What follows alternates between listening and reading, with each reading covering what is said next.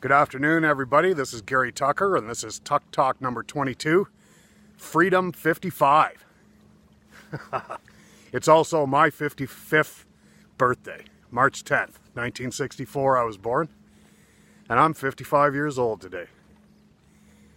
Whew. I grew up in Port Elgin, Ontario, and not too far from there there's a nuclear plant, and most of my peers who stayed in the area, they're all retiring, and they'll receive 80% of their weekly paycheck for the rest of their lives during their retirement. Thanks to some clever marketing along the way, Freedom 55 as a phrase has come to represent financial freedom. And, well, I certainly don't have that. I have $1.27 in the bank today. However, I think I've discovered the true meaning of Freedom 55, at least for me, and I want to share that with you today. Whew.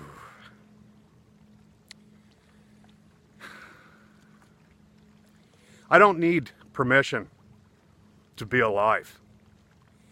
I don't need permission from my parents, any of my teachers, an employer, or my government to be alive. I'm supposed to be here.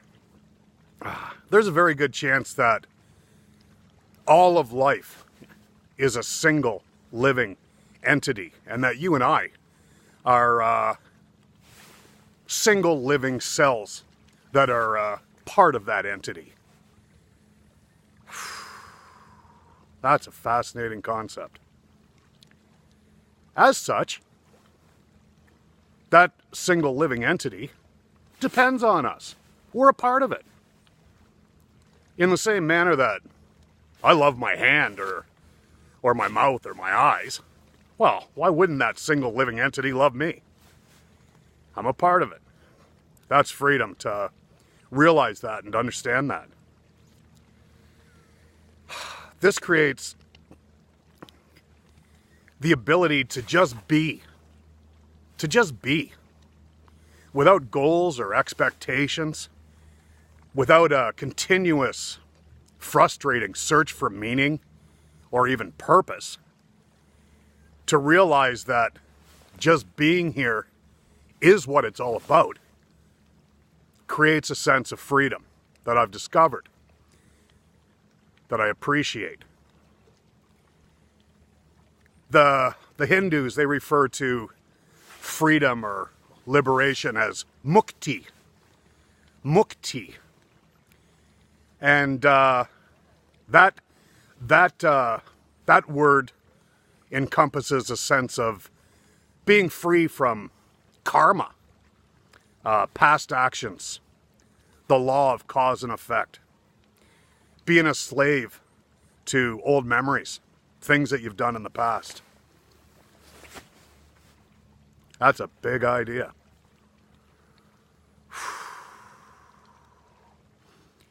It goes on further. Mukti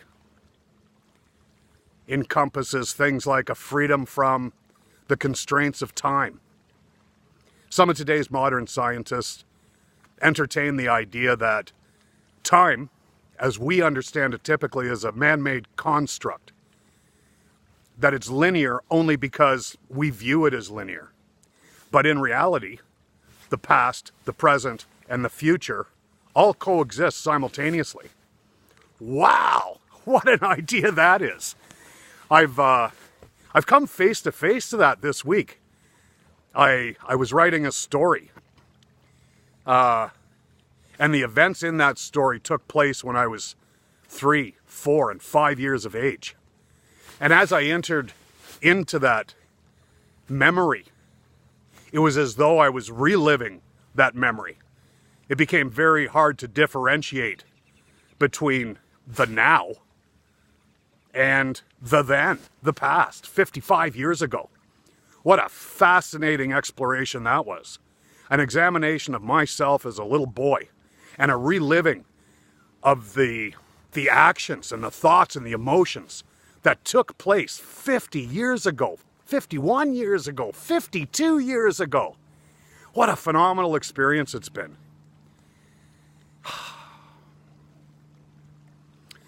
The 55-year-old me was able to look back at the 3, 4, and 5-year-old me, recognize this as the same, recognize this as sharing a common bond in the continuity of all things, and yet offering me a vantage point that was able to not only learn from the experiences that I went through back then, but at the same time to offer a certain forgiveness to the foibles and the failures of the young child that was me.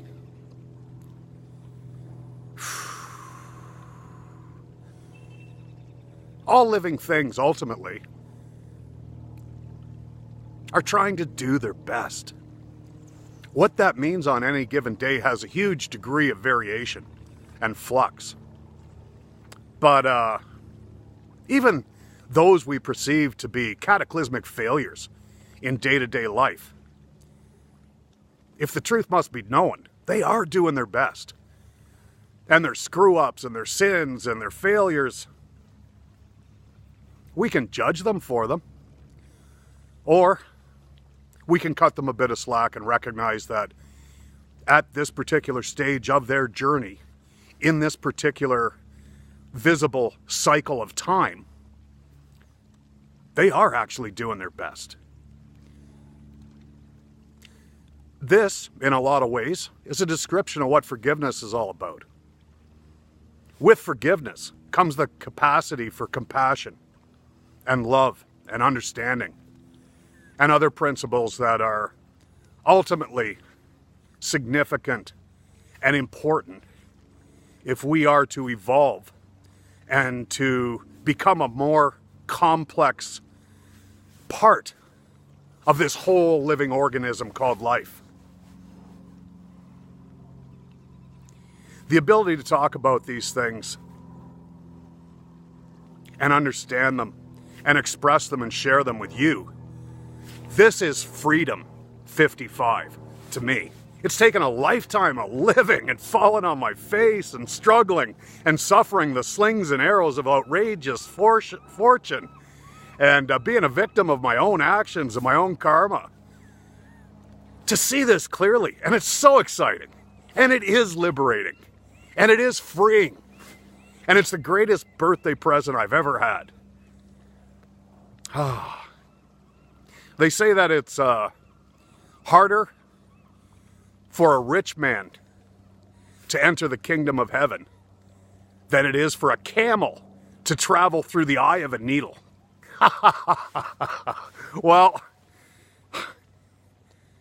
with a $1.27 in the bank, I'm certainly a prime candidate for getting through the eye of that needle. And there's a part of me that feels like I've done it. That's Freedom 55 for me today. That's so exciting. It's such a great feeling to not be looking for approval from anybody or anything. To neither be approval seeking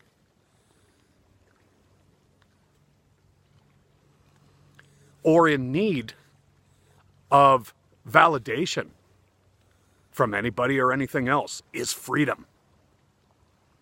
This is what you discover after you manage to squeeze yourself through the eye of that needle. This is the liberation and the freedom and the mukti that we should all have on our bucket list at the very least.